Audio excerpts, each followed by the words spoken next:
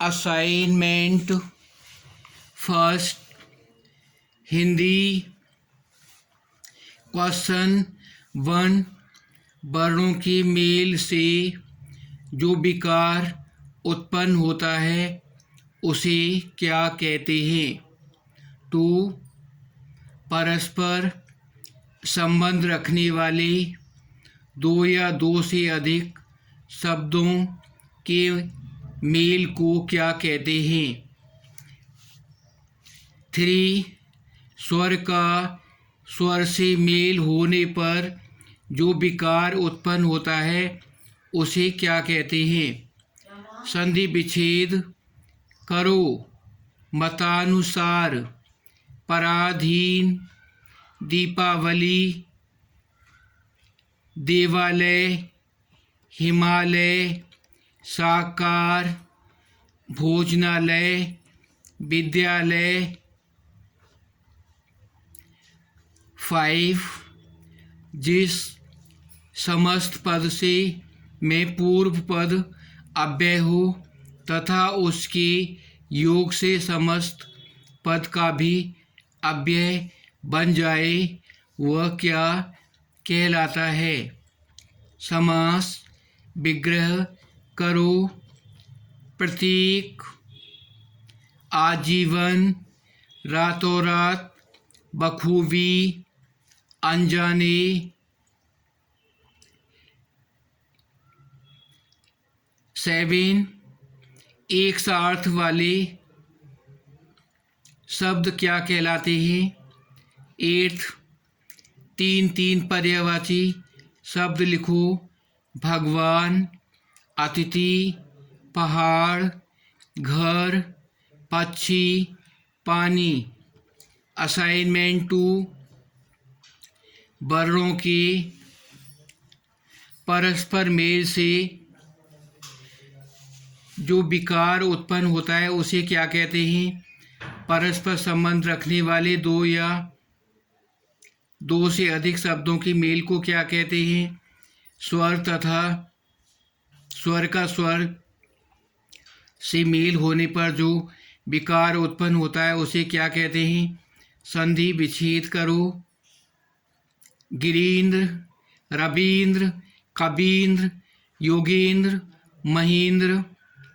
जिस समास में दूसरा पद प्रधान हो वह क्या कहलाता है? तत्पुरुष समास के उदाहरण लिखो। समास विग्रह करो। परलोकगमन, ग्रामगत, जन्मरोगी, कामचोर, गंगाजल। एक सा अर्थ बताने वाले शब्द क्या कहलाते हैं? तीन तीन पर्यायवाची शब्द लिखो। अमृत, सूर्य, नदी, राजा, आग, माता। हिंदी में समय के सदुपयोग पर अनुच्छेद लिखो।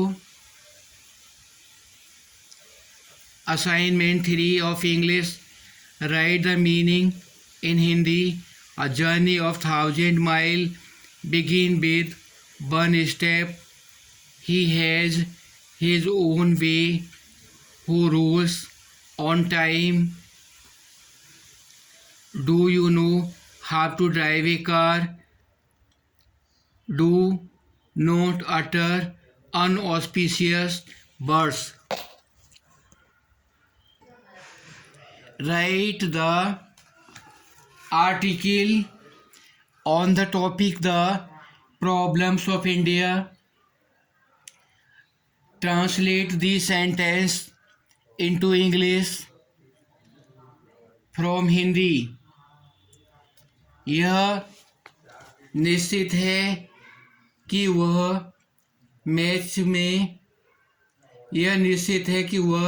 मैच में नहीं खेलेगा।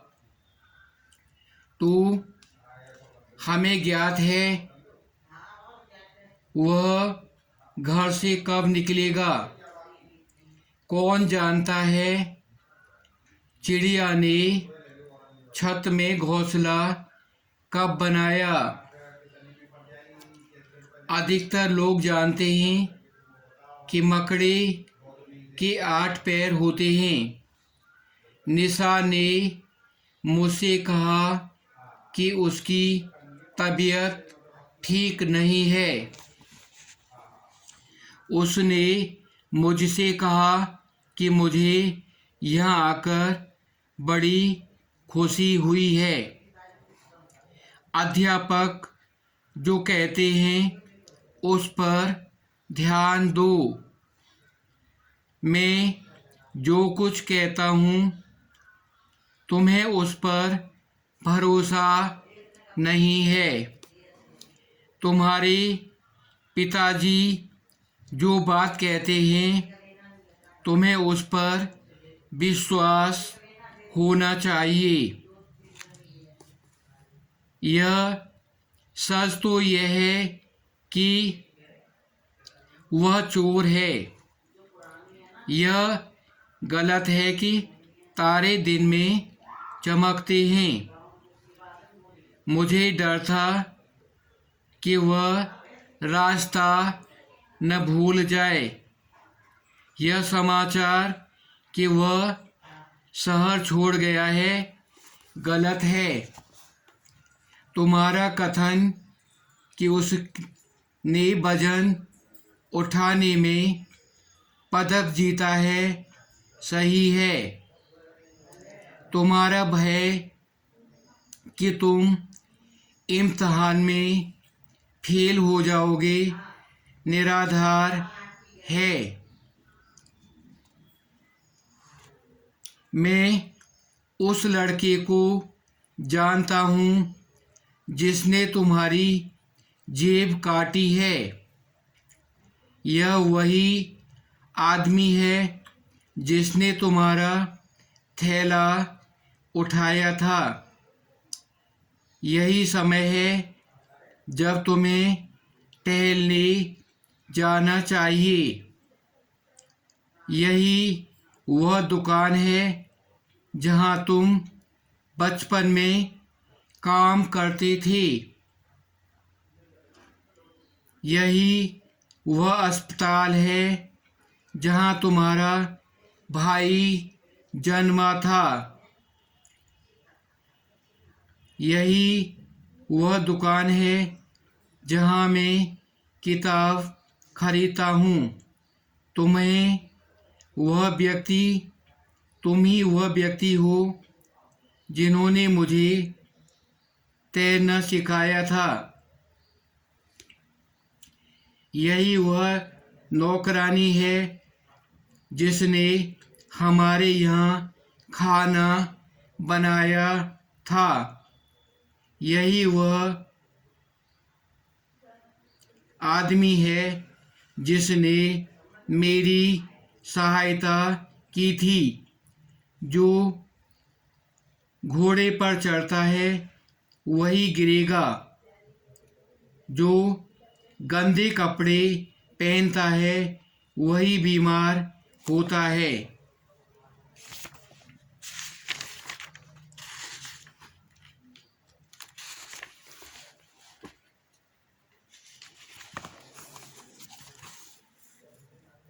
मैं अगले दिन स्कूल गया। यद्यपि मुझे हल्का बुखार था, यद्यपि बहुत शोर था, फिर भी बच्चा गहरी नींद में सो रहा था। अपना काम समाप्त करने के बाद उसने दुकान बंद कर दी। जब मैं स्टेशन पहुंचा तब टिकट घर पर बड़ी भीड़ थी। जब मैं क्लास में घुसा बच्चे लिख रहे थे। कठिन परिश्रम करो, कहीं ऐसा न हो कि उत्तीर्ण हो जाओ। कठिन परिश्रम करो, कहीं ऐसा न हो कि अनुत्तीर्ण हो जाओ। यदि कोट की कीमत दे दो तो कोट ले जाओ। यदि तुम कल से समय पर आने का वायदा करो तो कक्षा में बैठ सकते हो। वह इतनी मोटी है कि वह दौड़ नहीं सकती। वह तुम्हें इतनी देर हो गई है कि गाड़ी नहीं पा सकते। तुम पर इतना कर्जा हो गया है कि तुम चुका नहीं सकते। वह माँ से अधिक लंबी है। यद्यपि वह गरीब है परंतु ईमानदार है। जैसा करोगे पैसा भरोगे। अगर तुम गरीबों की मदद करोगे लोग तुम्हारी इज्जत करेंगे।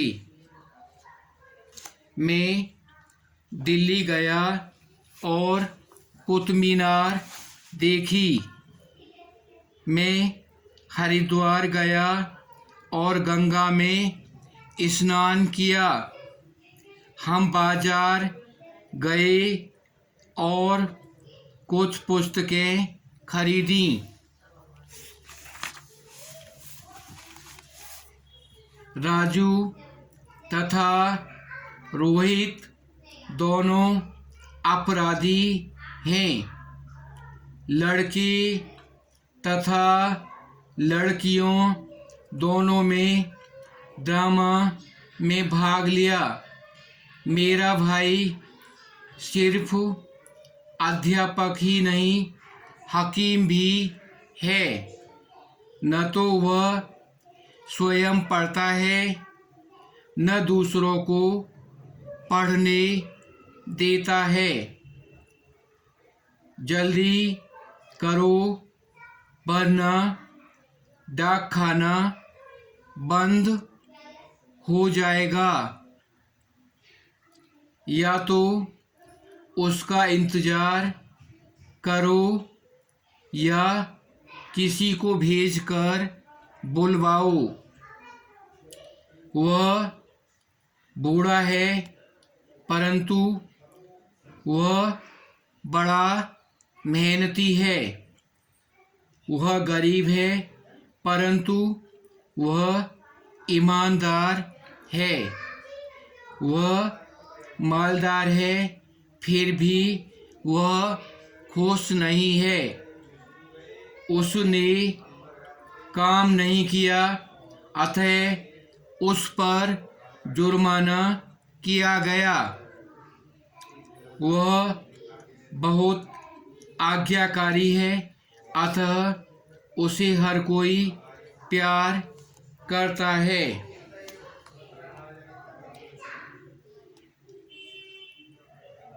माता जी ने नन्हे मुन्ने को सुलाया। मैंने अपनी कार को तेज दौड़ाया। मैंने एक लिफाफा बनवाया।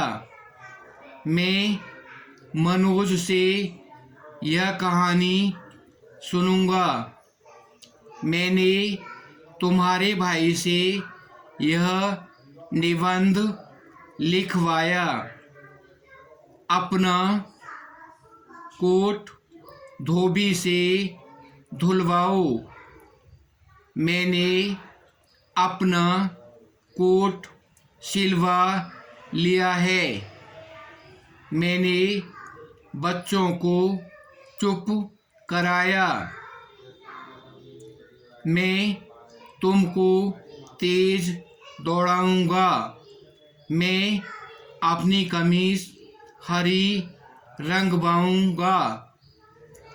हमने होशियार हलवाई से खाना बनवाया। मैं अपनी बहन से यह कविता लिखवाऊंगा।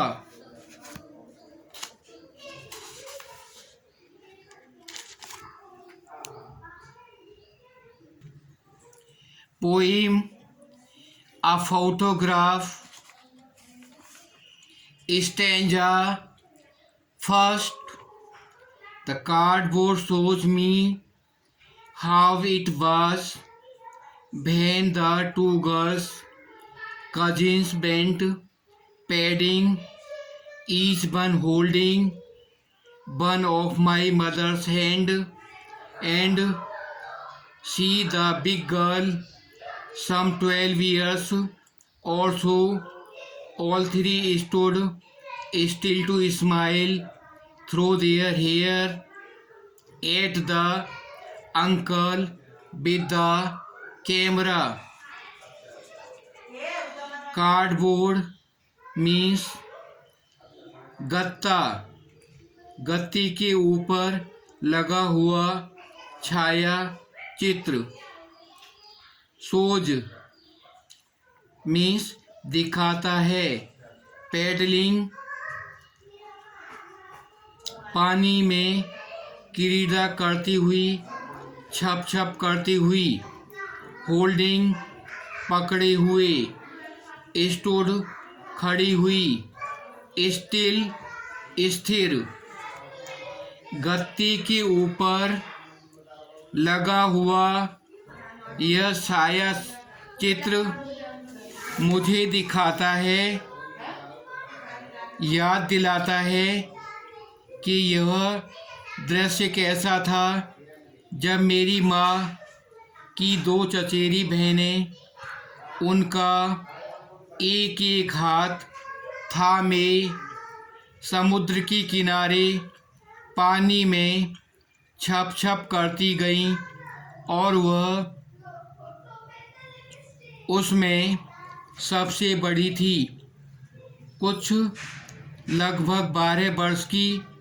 अंकल कैमरा लिए हुए सामने खड़े थे और वे तीनों अपनी बालों के पीछे से झांकती हुई मुस्कुराहट के साथ स्थिर खड़ी थी. Stanza 2. A sweet face, my mother's that was before I was born, and the sea, which appears to have changed less, washed their terribly transient feet. Sweet, very lovely, बहुत प्यारा. Sea, समुद्र. Appears, प्रतीत होता है, लगता है. Changed, परिवर्तित हुआ.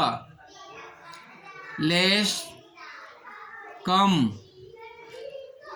टेरिबल, भयानक.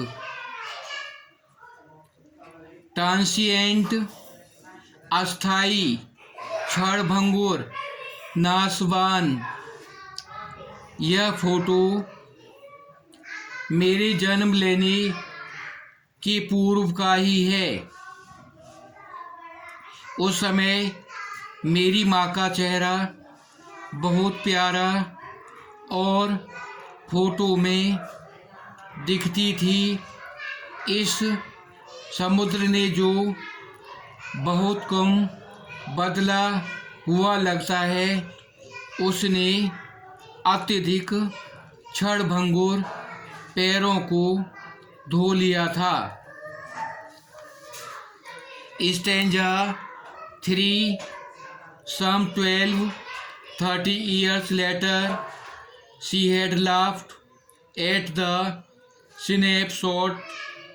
She, Betty, dressed us for the beach. The sea holiday was her past. Mine is her laughter. Both free. Both the labor is of loss. Snapshot, छाया चित्र. ड्रेस्ड, गॉट क्लेड, कपड़े पहनाए. बीच, समुद्र का किनारा पास्ट अतीत, राई विडंबना की स्थिति में होना, लेबर्ड कठिन परिश्रम से प्राप्त, ईज आराम आसानी। इस फोटो के खींचने से कुछ 20-30 वर्ष बाद वह इस फोटो को देखकर हंसती और कहती, देखो बेटी, और डाली देखो कि समुद्र के किनारे जाने के लिए हमें कैसे कपड़े पहनाए गए थे। समुद्र के किनारे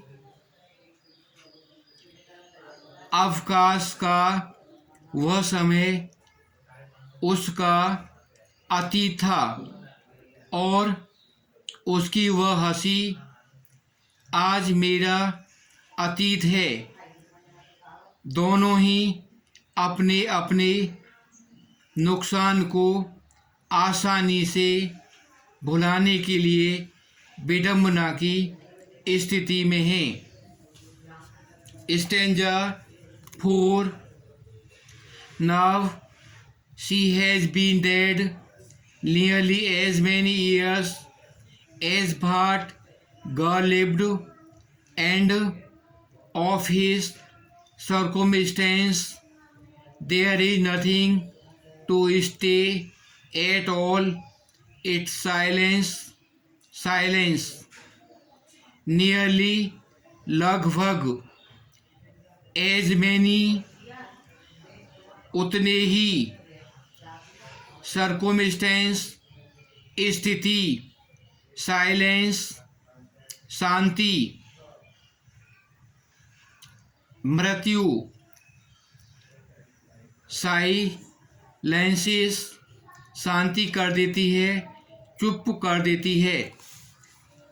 अब उसे मरे हुए लगभग उतने ही वर्ष बीत गए हैं जितने वर्ष लड़की जीवित रही।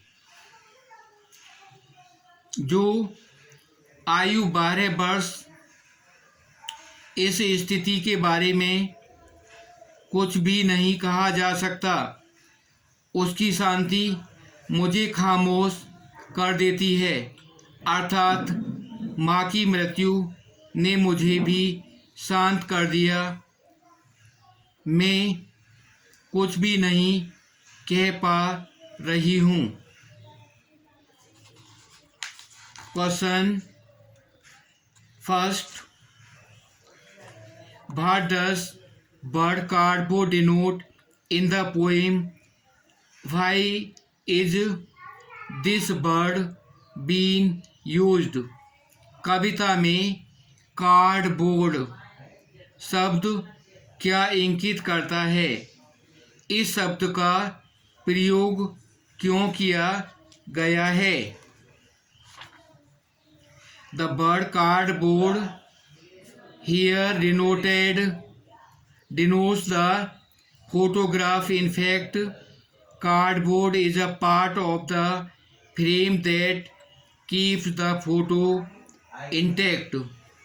As the cardboard is stiff and long-lasting, so it has been made the photo of a 12-year-old girl long-lasting. This bird has been used to highlight this very point.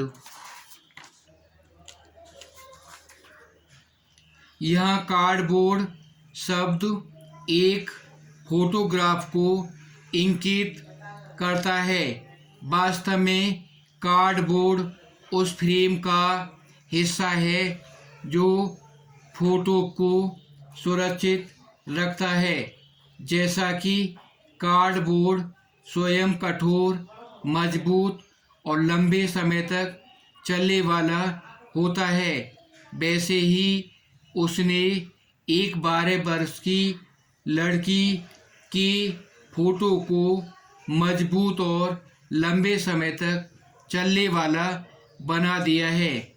इस बात पर जोर देने के लिए इस शब्द का प्रयोग किया गया है। What has the camera captured? कैमरे ने क्या कैद कर लिया है? The camera has captured the sweet smiling faces of these young girls. It has captured the happy moment of their holidays on the beach. कैमरे ने 3 छोटी लड़कियों के प्यारे मुस्कुराते हुए चेहरे को कैद कर लिया है। इसने उनके समुद्र के किनारे अवकाश के सुखद क्षणों को कैद कर लिया है। What has not changed over the years? Does this suggest something to you? वर्षों बीतने पर भी किसमें परिवर्तन नहीं आया? क्या यह आपको कुछ इशारा करता है? The sea has not changed over the years. It suggests that nature has very long to change its form, while in contrast himself life undergoes very rapid changes. It suggests us the mortality of life. बीते वर्षों बीत जाने पर भी समुद्र में परिवर्तन नहीं आया है। वह यह इस बात की ओर इशारा करते हैं कि प्रकृति बहुत लंबे समय बाद अपना रूप परिवर्तित करती है, जबकि इसके विपरीत मानव जीवन में तेजी से परिवर्तन होते हैं। यह बात जीवन की नश्वरता की ओर इशारा करती है। The poet's mother laughed at snapshot. What did this laugh indicate? कवि की माँ का फोटो देखकर हंसी। कवि की माँ फोटो देखकर हंसी। यह हंसी क्या इशारा करती है? She laughed at the snapshot to see how her cousin and she herself were dressed. Probably she found the dress funny now. This laugh indicates a good mood that came over her, thinking about old happy moments. वह photo में यह देखकर हंसी कि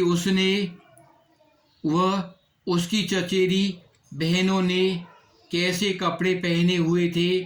शायद अब उन्हें वे कपड़े अजीब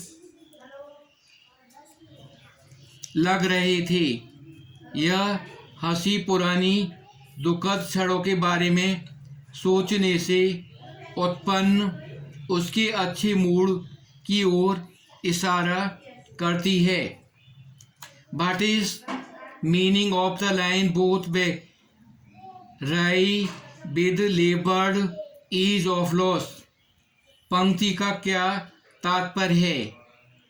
The poet says that holiday at beach was his mother's past and his mother's laughter is the poet's past as she is dead now.